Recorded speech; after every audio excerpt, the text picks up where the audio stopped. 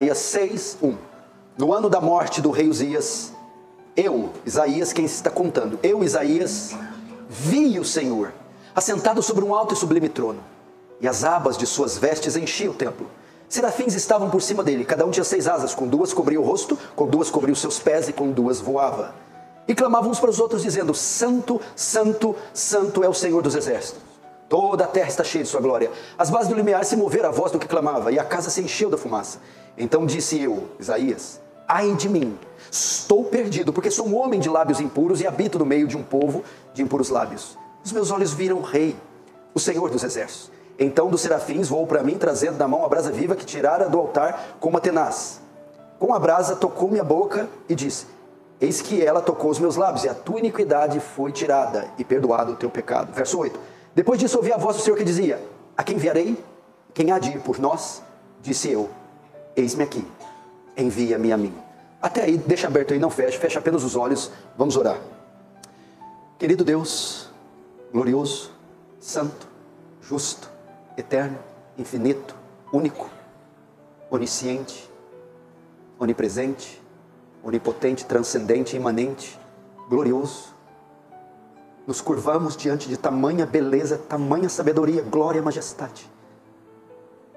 Tu conheces nossos pensamentos e sabe que são pensamentos vãos. O que somos diante de ti, senão um ponto pálido neste universo, senão um resquício de algo ínfimo, diante desta glória. Oh Deus, quem somos nós para te exaltar, para sequer mencionar teu nome, Senhor? Ajuda-nos. Nem louvar o Senhor direito nós sabemos, quanto mais admirar a imensidão da tua glória. Que o teu Espírito nos ajude a fazer isso hoje. Que tu cresças, que nós diminuamos, que teu reino avance, que o Senhor receba a glória para si e nos conforme à imagem do seu Filho. Amém. Queridos, outro recado que eu esqueci é que o pastor Samuel pregará amanhã no culto noturno. Então, às 19 horas, o pastor Samuel, que fala muito bem português, pregará em português, obviamente.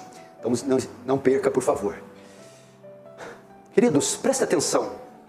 Existem temas nas Escrituras e temas na teologia que são centrais. Devemos estudar todo o conselho de Deus, de Gênesis a Apocalipse, toda a Bíblia, toda a palavra, todas as doutrinas, todos os temas são importantes. Entretanto, existem alguns que merecem o nosso destaque. A teologia, alguns séculos atrás, era chamada a rainha das ciências.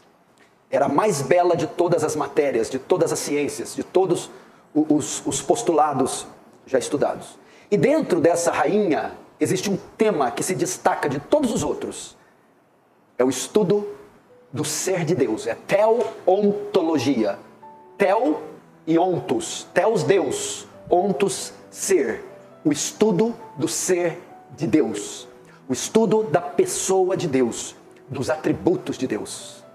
Daniel capítulo 11, verso 32 diz que o povo que conhece seu Deus se tornará forte e fará proezas. A razão de ainda sermos ou fazermos parte de uma igreja rasa, superficial, de haver escândalos entre o povo de Deus e de crentes com vidas espirituais sofríveis, é porque eles têm um conhecimento raso da pessoa de Deus. Tudo que conhecem de Deus ou da Bíblia são aqueles textos de promessas, de curas, de provisão, onde Deus tem que ajudar. É o crente que sempre carece de um benefício de Deus e se esquecem de crescer no estudo das grandezas de Deus, dos atributos de Deus. Essa é uma das razões. Oséias vai dizer isso, que a perdição do povo de Israel no seu tempo não se dava por falta de oração, por falta de frequência nos cultos, por falta de alguma estratégia, não. O meu povo se perde por falta de conhecimento e, sobretudo, conhecimento de Deus.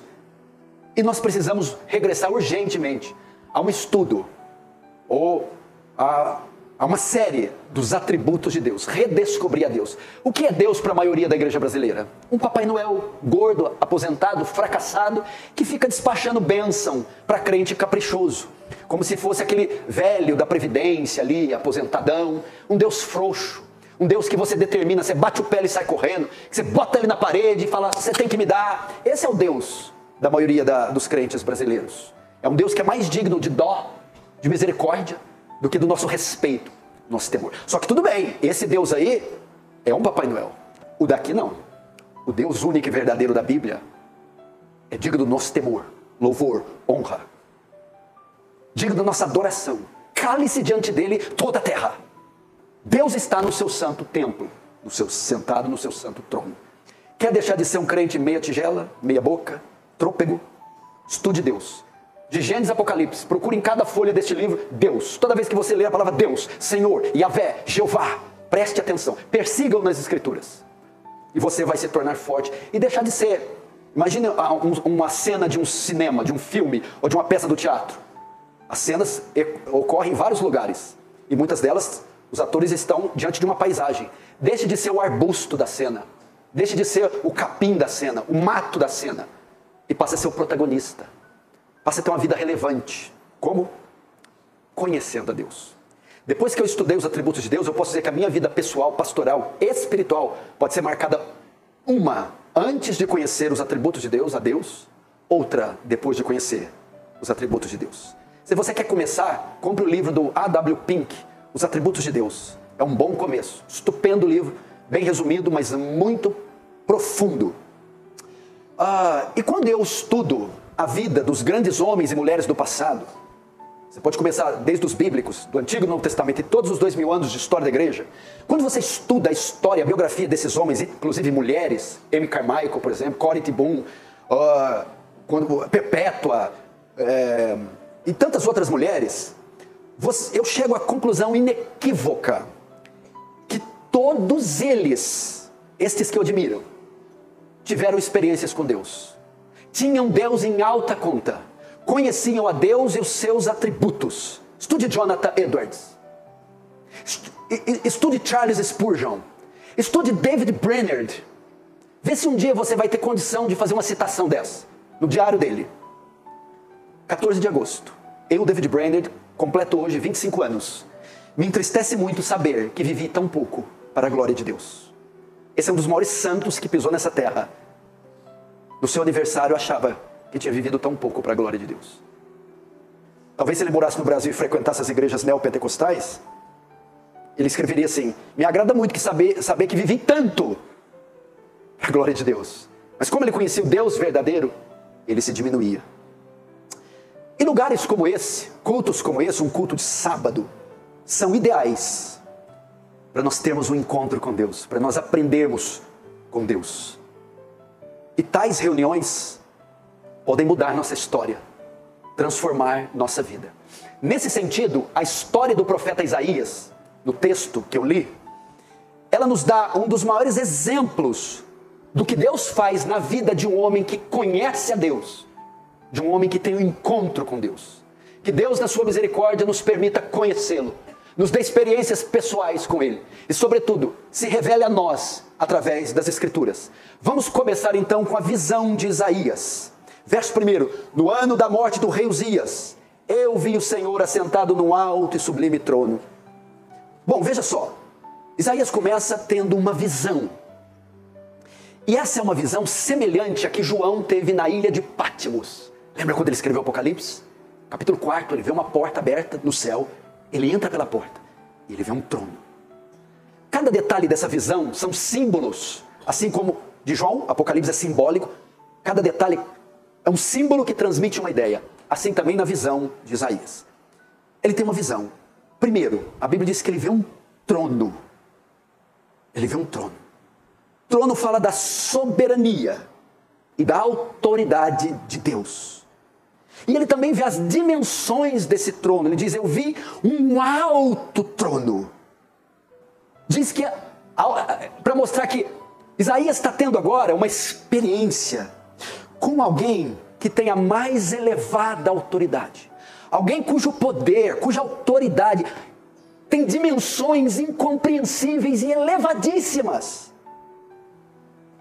Veja o trono dos reis da Inglaterra, da Espanha, dos grandes monarcas, onde eles estão estabelecidos.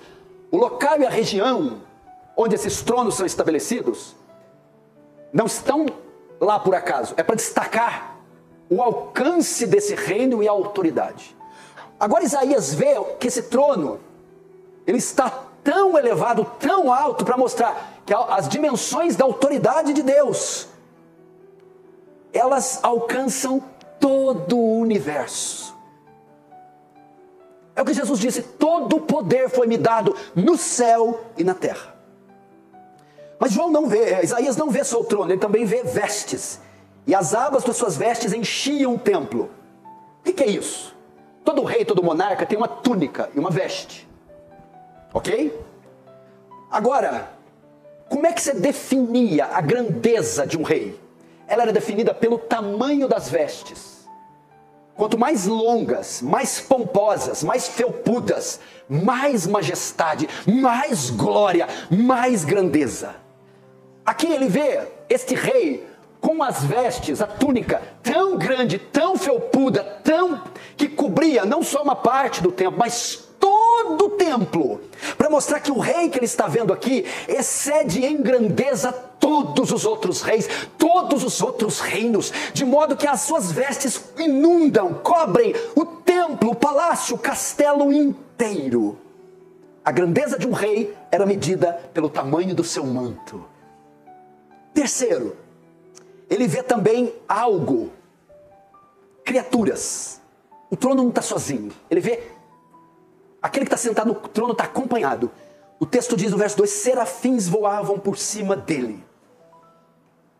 E eles tinham uma coisa majestosa, 6 asas, com 2 cobriam o rosto, com 2 cobriam os pés, e com 2 voavam. É impressionante. Mas o mais impressionante não é a aparência dos serafins, é a sua fala, o trisságio angelical. Eles cantavam, santo, santo, santo. Agora mostra o caráter daquele que estava sentado. Santidade. Pureza. É grande. Sua autoridade excede os céus e a terra. Sua majestade, sua grandeza cobre todo o universo. E ele é santo. 3 vezes santo. E o texto também diz que não só, veja só, irmãos, pastor Samuel, não eram só as criaturas vivas que reagiam, até objetos inanimados respondiam. O texto diz aqui, verso 4, e as bases do limiar se moviam à voz do que clamava. O que é base do limiar? As colunas do palácio, os batentes, os portais.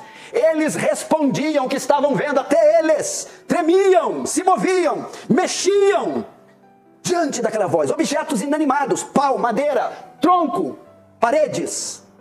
Para mostrar o quê? A dignidade daquele que está sentado. A dignidade. Mais que o poder, mais que a justiça, mais que a glória, a dignidade. É tão digno que está sentado, mas tão digno que até matéria inanimada se curva diante dele. E a Bíblia diz que o incenso, a nuvem, aquela mesma nuvem que rodeou o Monte Sinai, quando Moisés subiu, o séquito, a fumaça, cobriu aquele local. Então, João está tendo uma visão de Deus, do poder de Deus, da grandeza de Deus, da pureza de Deus e da dignidade. João não, Isaías, veja o que Isaías está vendo. Imagina, eu estou contando em detalhes, Isaías está assim, ó. Tudo isso que eu estou falando, Isaías está vendo. Isaías está extasiado, perplexo diante do que ele está vendo. De repente o céu se rasga e ele tem acesso a tudo isso. E o texto diz que o trono é alto e sublime. Pega tudo o que eu narrei sobre trono e Deus e coloca esse adjetivo, sublime. O que é isso? Que apresenta inexcedível perfeição moral e intelectual. É superlativamente belo o que ele está vendo. São termos para usar. A grandeza do que ele está vendo não pode ser descrita pelo alfabeto grego, hebraico, português ou aramaico. É sublime. Perfeição inexcedível, superlativamente belo, esteticamente perfeito, grandioso, soberbo. É o que ele está vendo. Agora, Isaías está lá no céu. Ele sai do céu, volta para a terra. Agora o texto vai narrar a reação que Isaías teve, aquele mortal, aquele ser pequeno. Qual foi a reação que ele teve ao ver isso. Foi pelo menos duas. Vamos ver a primeira, verso 5. Então disse eu: ai de mim, eu estou perdido, porque sou um homem de lábios impuros. Depois de ver a Deus, ele tira os olhos de Deus e agora coloca os olhos em si mesmo. E ele começa a ver quem ele é. Presta atenção. Aqui é um princípio. Não podemos enxergar quem nós de fato somos, até que enxerguemos quem de fato Deus é. Eu jamais saberei quem eu sou. Eu jamais verei quem eu sou, se eu primeiro não ver quem Deus é. Após ver Deus, Isaías diz: ai de mim. O que é ai de mim? É um oráculo de maldição. Isaías lança uma maldição sobre ele mesmo. Maldito sou eu, perdido sou eu, profano sou eu, imundo sou eu. Mas por que Isaías faz isso? Pelo menos por 3 razões. Porque Isaías viu Deus e gritou: ai de mim, estou perdido. Por 3 razões. Primeiro, porque ele enxerga o seu pecado. Quando você conhece um Deus que não tem pecado, você então é confrontado com o seu pecado. Para ficar melhor, você já entrou em um quarto ou na sua casa à noite, só com a luz do poste, quando você chegou de viagem e estava escuro, e você não notou nada, nas paredes, no chão e nada. Mas quando você acende a luz, você começa a ver fezes de pássaro. Os pássaros jogaram seus dejetos. Quando você acende a luz, você vê pó em todo lugar. Quando você acende a luz, vê que a torneira está pingando. A luz revela todos os defeitos da casa. Quando você tem um encontro com Deus, 1 João 1,7, Deus é luz. Então a luz expõe todo o nosso pecado. Ela expõe meu orgulho, minha cobiça, minha ira. Ao ter encontrado com Deus, Pedro estava tão tranquilo, um pescador, e tranquilo. Quando Jesus já chega diante do barco e chama ele, Pedro diz: tem misericórdia de mim, que eu sou um pecador. Se afasta de mim. Pedro viu o seu pecado quando a luz chegou até ele. Por isso Isaías diz: ai de mim. Você só vai ver o quanto a casa está suja, quanto a casa está bagunçada, quanto a casa está desordenada, a fim de que assim você possa arrumá-la quando você acender a luz, quando você conhecer a Deus. Segunda razão porque ele disse ai de mim, ele não só enxerga o seu pecado, mas ele enxerga o tamanho do seu pecado, as dimensões do pecado. O problema com muitos não é confessar o pecado, admitir o pecado, mas não ver o quão grande é o pecado. Ele agora enxerga o tamanho do seu pecado quando vê que esse Deus é santo. Quando a santidade de Deus é comparada com a nossa moralidade, quando o padrão de justiça, de perfeição, de pureza, de retidão de Deus é manifestado, é apresentado a nós, nós não só vemos o nosso pecado, mas vemos o quão grande é o nosso pecado.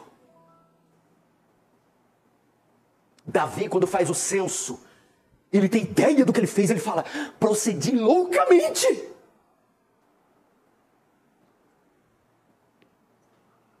Grande é a minha transgressão diante do Senhor, ele diz. E terceiro, porque ele disse ai de mim, lançou uma maldição.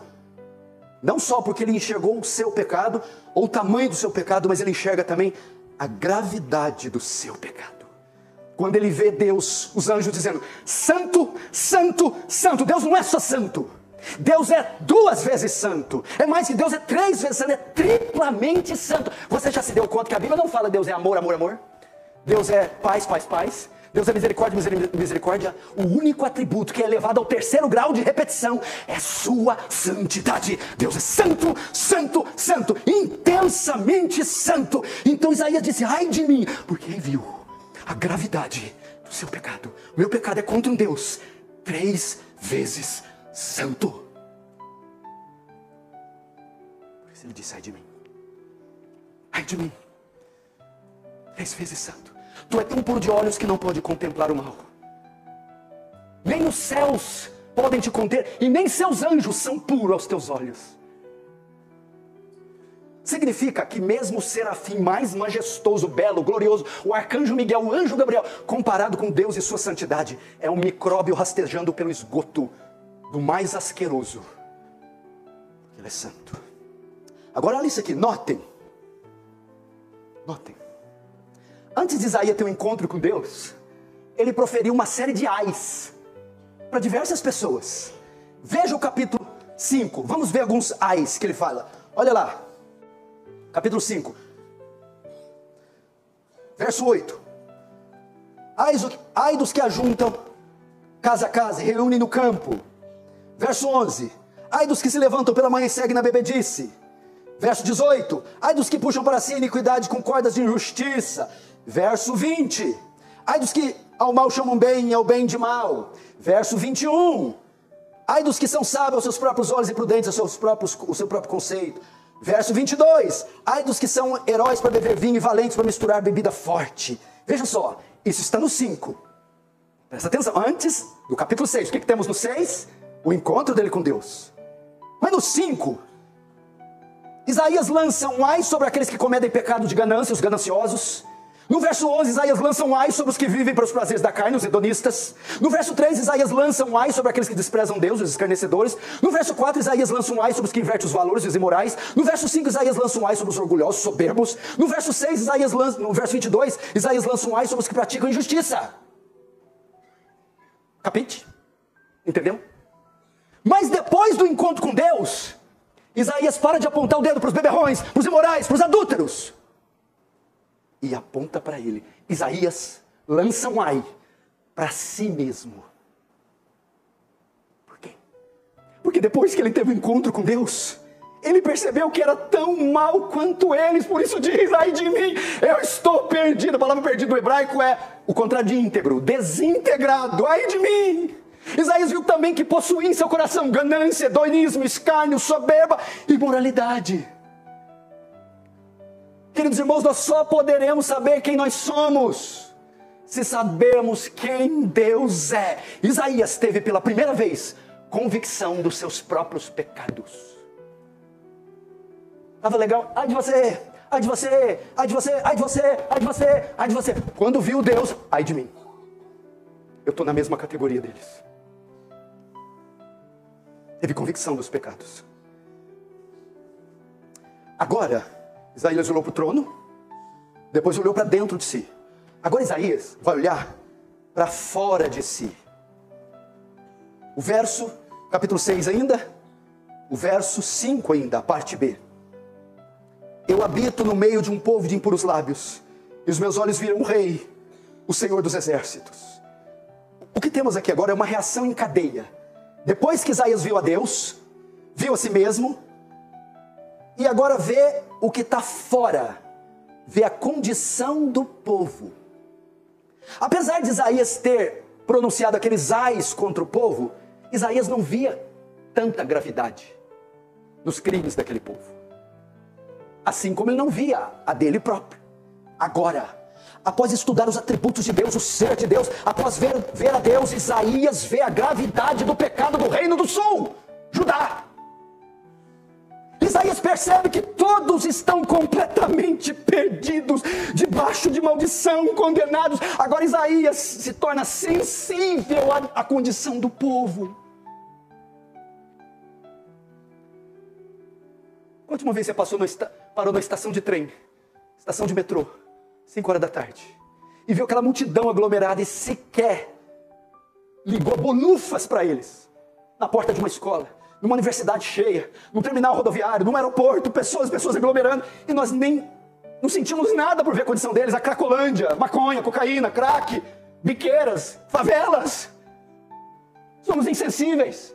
Não podemos dizer como Oswald Smith escreveu um livro Paixão pelas Almas, ou como John Knox, das almas da Escócia, senão eu morro, ou David Brainerd, me regozijo na minha necessidade de vestir ou de comer, contanto que me dê almas viverei. Chorar pelas almas, gemer.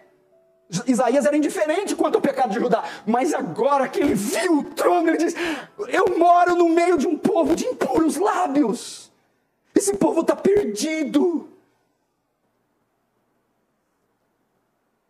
isso que o encontro com Deus faz. É isso que conhecer a Deus faz, nos faz ver a gravidade do pecado ao nosso redor. Meu irmão, se o Senhor dividir conosco uma fração de milésimo da santidade dEle, e nós olharmos para Brasília, o nosso Congresso, a nossa política, nós choraríamos copiosamente por horas. Ver os escândalos, ver as leis injustas, as crianças morrendo, pedofilia, tráfico infantil, estupro, aborto, ideologia. Isso só é possível quando conhecemos a Deus.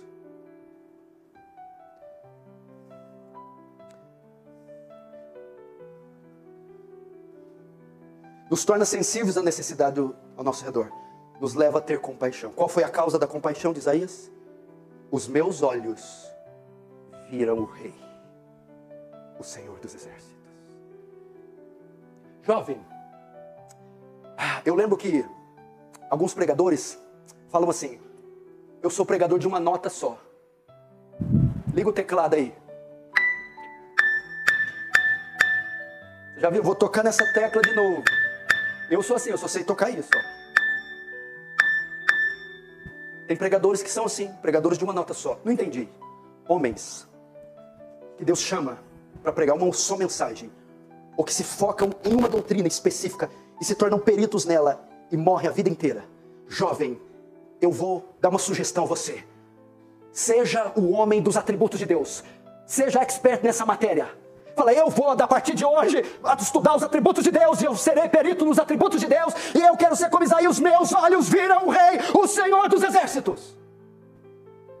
Eu vou ser o pregador, o teólogo, o pastor, o missionário de uma tecla só. Qual a sua tecla? Os atributos de Deus, o ser de Deus. Eu vou me consumir estudando quem é esse que escreveu esse livro, quem é esse que criou os céus e a terra, quem é esse que enviou o seu Filho, cujo céu, a terra e o universo se curvam em louvor. Isaías era o pregador de uma tecla só. Isaías teve uma visão em 3 dimensões. Seu olhar primeiro se dirigiu para o alto, viu o Senhor. Depois para dentro de si, viu o seu coração. Por fim para fora, viu o mundo. Uma visão de Deus e da sua santidade, viu o trono. Uma visão da iniquidade, estou perdido. E uma visão da perdição do mundo, estou no meio de um povo de impuros lábios. Eu estou desafiando você. Eu desafio você. Um ano, um mísero ano, não estudar outra coisa senão os atributos de Deus. Claro, você vai ler a Bíblia, você vai orar, você vai no culto, mas você vai perseguir Deus nas Escrituras. Conte para mim ao final do ano como está a sua vida. Conte para mim. Você vai deixar os brinquedos, vai deixar de tropeçar nos cadarços e vai se tornar man of God, um homem de Deus, uma mulher de Deus. Agora vamos ver a restauração de Isaías, porque esse Deus que é santo também é misericórdia. Verso 6. Então dos serafins voou para mim, trazendo na mão uma brasa viva, que tirara do altar com um tenaz. Com a brasa tocou minha boca e disse: eis que ela tocou os teus lábios, e a tua iniquidade foi tirada e perdoado o teu pecado. Vem comigo. Agora vamos pensar. Qual foi o objetivo de Deus ter um encontro com Isaías e assim mostrar o pecado de Isaías? Qual o objetivo disso? Ver a Deus, para Deus esfregar o pecado na cara de Isaías. Oséias 6, 1, 2 nos dá uma dica. Oséias capítulo 6, verso 1 e 2. Vinde e tornemos para o Senhor, porque Ele nos despedaçou e nos sarará. Fez a ferida e a ligará.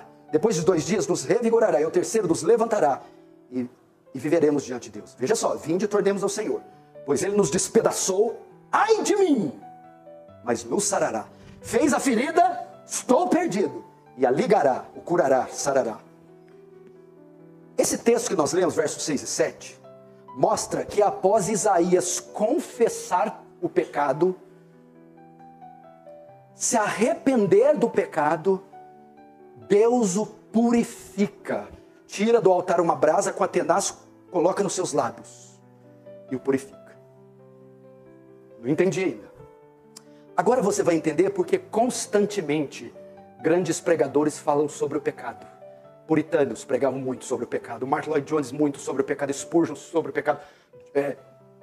John MacArthur prega muito sobre o pecado, Paul Washer prega muito sobre o pecado. Agora você vai entender por quê. A intenção de Deus é purificar você, limpar você, santificar você, lapidar você. Mas para fazer isso, Ele tem que mostrar a você, Ele tem que mostrar a você os seus pecados. E para mostrar os seus pecados, Ele tem que se mostrar a você. Ele se revela a você. Quando Ele se revela a você, Ele revela o seu pecado. E se revelando o seu pecado, você se arrepende. E então Ele purifica você, ornamenta você. Ele lapida você. Por isso, Ele quer revelar o seu pecado. Para quê? Para limpar você. E como Ele faz isso?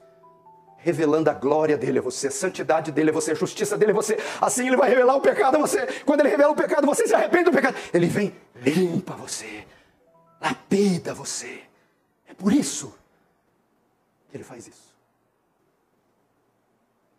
Mas, todavia, não obstante, sem embargo, entretanto, no entanto, o texto 6 e 7 está para além da mera santificação. Presta atenção. Essa linguagem do verso 6 e 7, brasas, altar, Isaías não usou isso aqui em vão. Essas palavras reportam aos rituais de sacrifício levítico do Antigo Testamento. Essas brasas eram usadas como parte do sacrifício que era oferecido e era queimado até se carbonizar. E assim expiava o pecado. 1600 anos depois, não um cordeiro, o Cordeiro Cristo foi queimado na cruz pela ira divina. E mais do que nos limpar, Ele expia, Ele perdoa, Ele redime. A intenção de Deus ao mostrar o seu pecado é salvar você, que está aqui hoje e não é salvo. E como Ele faz isso? Revelando sua glória, sua santidade, justiça, para fazer você fugir igual barata e dizer: sai, eu estou perdido. E assim, tirar a brasa do altar, o sacrifício de Cristo, para perdoar você, redimir você, expiar o seu pecado, salvar você. Então Deus não se mostrou a Isaías para assustar Isaías, tocar o terror em Isaías, pisar na garganta de Isaías. Não. Era para salvar. Quando Deus mostra a sua ira, seus narizes bufando, o rochedo do Sinai derretendo com a sua glória, sua justiça e santidade, e nos deixa envergonhados e trêmulos. Para que Ele quer fazer isso? Para nos redimir. Para o justo, santificá-lo. Para o justo, lapidá-lo, amadurecê-lo. Para o injusto, para salvá-lo. Por isso que o Evangelho começa com Deus. O Evangelho começa com a pessoa de Deus, o ser de Deus. O Evangelho está sendo pregado para Isaías. E como? Eu vi um alto e sublime trono. A expiação é decorrente dos atributos de Deus. Tem alguém aqui assim hoje? Até quando você vai ficar resistindo? Eu fico pensando na queda de braço. Um homem de 130 quilos, campeão mundial de braço de ferro, que levanta 60 quilos de cada lado na rosca direto. E do outro lado está o Patrick. E não quer ceder. Qual a chance? O Patrick, aquele mocinho ali, que deve ter uns 60 quilos, 1,70 m. Fui generoso, 1,70 m, hein? E nós estamos falando de um homem de 2 metros, 130 quilos de músculos. São vocês, pecadores, com Deus querendo resisti-lo. Ceda logo, jogue a toalha e diga: eu me rendo, Senhor, eu me rendo. Atraíste-me com o teu amor, atraíste-me com tua glória. Eu vou me lançar aos teus pés. Agora, estou terminando. Não fique nervoso, pois não vai adiantar. Agora vamos ver. Essa foi a restauração de Isaías. Agora vamos ver o chamado de Isaías. Verso 8. Depois disso ouvi a voz do Senhor que dizia: a quem enviarei? Quem há de ir por nós? Disse eu: eis-me aqui, envia-me a mim. Agora estamos vendo o que a maioria deseja: o chamado profético de Isaías. Deus agora está separando Isaías para pregar, para ser um profeta, para ser enviado às nações. Só que o texto diz, veja só o verso 8, veja: depois disso, ouvi a voz. Depois disso o quê? Depois disso, depois do encontro que Isaías teve e de todas as consequências, depois disso, Deus fala pela primeira vez no texto. Até agora Deus não tinha falado. O texto está desenhando e mostrando, Deus quer. Agora, depois disso, Deus fala pela primeira vez. E fala com Isaías pela primeira vez. E o que Deus fala? Quem enviarei? Quem há de ir por nós? Deus. Isaías, venha. Chegou sua vez. Deus chama Isaías para sua obra. Porque agora Isaías está pronto para servir. Está pronto para ser enviado. Está pronto para fazer a obra. Deus estava preparando Isaías para o seu chamado. Meus irmãos, é isso aqui. Você não pode ir até o campo missionário. Você não pode se envolver com a obra se você não conhecer a Deus. Se você não tiver experiências com Deus. Isaías, você não tem condição de ir aos homens. Não tem condição de ir à África, ao Oriente Médio, à Alemanha. Você não tem, Isaías. Eu preciso me revelar a você, lapidar você, purificar você. E após ter feito isso, quem enviarei? Quem há de ir por mim?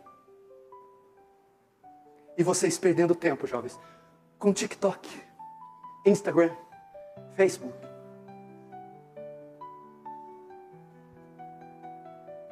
Se você tivesse ideia do que eu sinto quando eu estou aqui, eu sinto a mesma coisa que o Pelé sentiu na Copa do Mundo quando fez aquele gol contra a Itália de cabeça. É a coisa mais prazerosa da minha vida. Eu viveria 100 vidas para ser um pastor, novamente um cristão, e não abriria mão disso por nada dessa vida. Eu não só estou aqui pelo meu ofício, eu sinto prazer em estar aqui, alegria, não por pregar, não por ser eloquente, mas por representar o Deus de Isaías, de carregar no peito o brasão do céu. E você, com o TikTok, pro vento com o teu TikTok. Seja então um arbusto, um capim, nessa peça gigantesca que Deus escreveu. Vá lá com seus estúpidos videogames. Vá lá. Deus fala pela primeira vez. Quanto a Isaías, Deus não vai achar. Então Isaías se mostra pronto. Sabe o que Isaías responde? Duvido que a maioria tem coragem. Quem enviarei? Quem há de ir por nós? Nós? Mas não está vendo Deus? Por que Deus fala nós? Tinha que falar quem? A quem enviarei? Quando ele fala quem há de ir por nós? Pai, Filho e Espírito Santo. Isaías dá um passo para frente. Eis-me aqui. Envia-me a mim. Isaías está pronto. Habilitado. Agora eu encerro. Como ter uma experiência semelhante de Isaías? Como alcançar isso aqui? Como? Vamos ver sob quais condições Isaías teve esse encontro. Isso pode nos ajudar. Verso 1. No ano da morte do rei Uzias, foi neste ano que eu vi o Senhor. Presta atenção. O texto diz que Isaías teve um encontro com Deus no ano da morte do rei Uzias. Por que o autor registrou isso? Isso não está aqui por acaso. Quem era Uzias?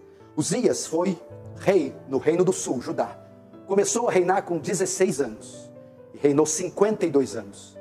Ele foi um dos melhores reis de Judá. Desde dos tempos de Salomão não havia um rei como Uzias. No governo de Uzias, Judá tinha crescido em todas as esferas. Política, econômica, financeira, militar e até espiritual. Aquele povo, inclusive Isaías, estava muito confortável com o reinado de Uzias. E os olhos estavam em Uzias, igual os crentes ficaram aqui nas últimas eleições. No capitão, né? Tiraram os olhos de Cristo e colocaram no Messias daquele partido. Portanto, a confiança e a esperança do povo, inclusive de Isaías, estava na capacidade do rei Uzias.